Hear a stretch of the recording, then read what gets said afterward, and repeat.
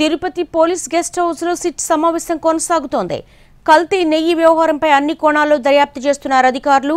TTD EO ఇచ్చిన సమాచారం ఫిర్యాదుపై చర్చించి ఓ క్లారిటీకి వచ్చినటువంటి సిట్ సమావేశం తర్వాత 2 బృందాలుగా విడిపోయి దర్యాప్తు చేయనుంది.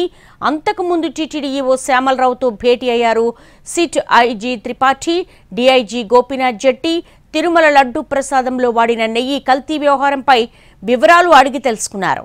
దాదాపు 45 నిమిషాల పాటు ఈవోతో సమావేశమై కల్తీ నెయ్యి వ్యవహారంపై ఆరా తీశారు. గత కొంతకాలంగా దేశవ్యాప్తంగా కూడా ప్రకంపనలు రేపుతోంది తిరుమల లడ్డు వివాదం. తిరుమల లడ్డూలో జంతు కొవ్వు కలిసిందన్న వివాదానికి సంబంధించి ఇటు రాజకీయ ఆరోపణలు ప్రత్యారోపణలు కొనసాగుతున్న నేపథ్యంలో ఆంధ్రప్రదేశ్ ప్రభుత్వం ప్రత్యేక దర్యాప్తు బృందం సిట్ను నియమించింది. సిట్ ఆధ్వర్యంలో investigation officers Tirupati police guest house లో సమావేశాన్ని నిర్వహిస్తున్నారు. కల్తీ నెయ్యి వ్యవహారంపై అన్ని కోణాల్లో దర్యాప్తు చేస్తున్నారు అధికారులు.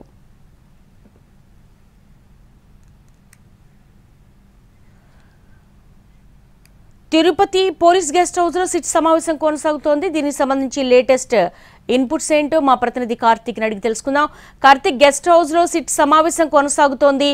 ఫస్ట్ ప్రైమరీ రిపోర్టు ఏ విధంగా తీసుకున్నారు? శ్యామలరావు నుంచి ఏ కోణాల్లో దర్యాప్తు చేస్తున్నారు?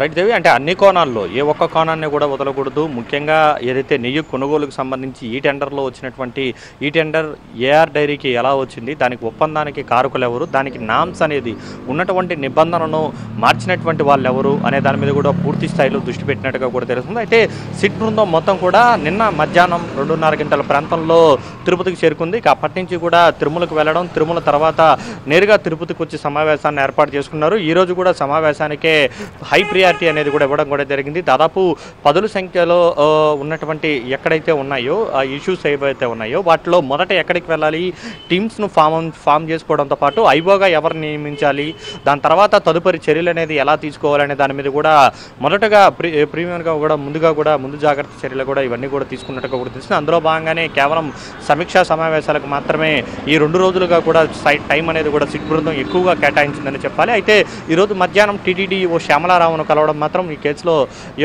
ఏదైతే సిట్ దర్యాప్తుకు అత్యంత దోహదపడేటువంటి అంశంగా కూడా మారిందని చెప్పాలి. అయితే ఈవో శ్యామలరావు కూడా అత్యంత కీలకమైనటువంటి విషయాలను కూడా సిట్ బృందం ఏదైతే కోరిందో, దాంతోపాటు ఇక్కడ జరిగినటువంటి నెయ్యి కల్తీకి సంబంధించి ఆ రోజు ఏం జరిగింది, దాని తర్వాత 2 నెలల పాటు ఏఆర్ డైరీకి సంబంధించి నోటీసులు ఇవ్వడం సహా ఏఆర్ డైరీ తిరిగి రిటర్న్ ఏం కంప్లైంట్ ఇచ్చింది, ఎప్పుడు ఆ యొక్క నెయ్యి ట్యాంకర్లు అనేది రావడం కూడా జరిగింది, దాని తర్వాత ఎప్పుడు దాన్ని వెనక్కి పంపాము, శాంపుల్స్ అనేది ల్యాబ్కు గుజరాత్కి ఎప్పుడు పంపాము, వీటన్నిటితో పాటు ఇతర అంశాలన్నింటినీ కూడా సిట్ బృందానికి శ్యామలరావు తెలిపినట్టుగా కూడా తెలుస్తుంది. సో ఈ రకంగా ఆయన ఇచ్చినటువంటి సమాచారంతో పాటు టీటీడీ ఏదైతే ప్రొక్యూర్మెంట్ జీఎంగా ఉన్నటువంటి మురళీకృష్ణ కంప్లైంట్లో ఇచ్చినటువంటి అంశాలు ఈ రెండింటినీ కూడా బేజూరు వేసుకొని రేపటి నుంచి కూడా పూర్తి స్థాయిలో దూకుడుగా వెళ్ళేటువంటి అవకాశం అయితే చాలా స్పష్టంగా సిట్కు ఉందనేది కూడా మనకు తెలుస్తుంది. మనకు ఉన్నటువంటి సమాచారం మేరకు సిట్ను ఈ ప్రస్తుతం 2 బృందాలుగా విడిపోయి తిరుపతిలో ఉన్నటువంటి తిరుమలలో ఉన్నటువంటి ఈ యొక్క నెయ్యి గోడౌన్లు కావచ్చు, నెయ్యిని పరిశీలన చేసేటువంటి ల్యాబ్ కావచ్చు, తిరుమలలో ఉన్నటువంటి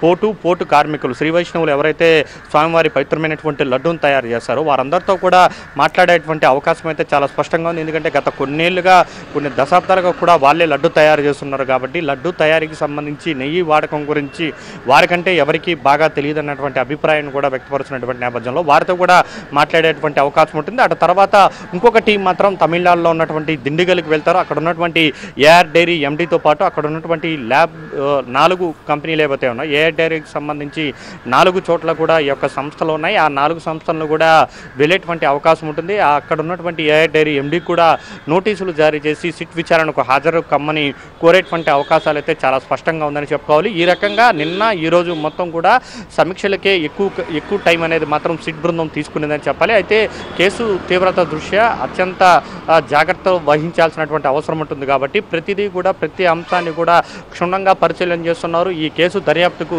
ఇన్వెస్టిగేషన్ ఆఫీసర్ను కూడా ఐఓను కూడా సిట్ చీఫ్ త్రిపాఠి కూడా నియమించడం కూడా జరిగింది. సో ఈ నేపథ్యంలో ఐఓను కూడా నియమించారు కాబట్టి ఇక రేపటి నుంచి పూర్తి స్థాయిలో ఇక ఎంక్వైరీ అనేది కూడా విచారణ అనేది కూడా గ్రౌండ్ లెవెల్లోకి వెళ్ళి చేసేటువంటి అవకాశాలు అయితే చాలా స్పష్టంగా ఉందని చెప్పుకోవచ్చు. అయితే ఈ కేసులో భాగంగా ఎవరికి తదుపరి విచారణ తర్వాత నోటీసులు ఇస్తారు అనేది కూడా చాలా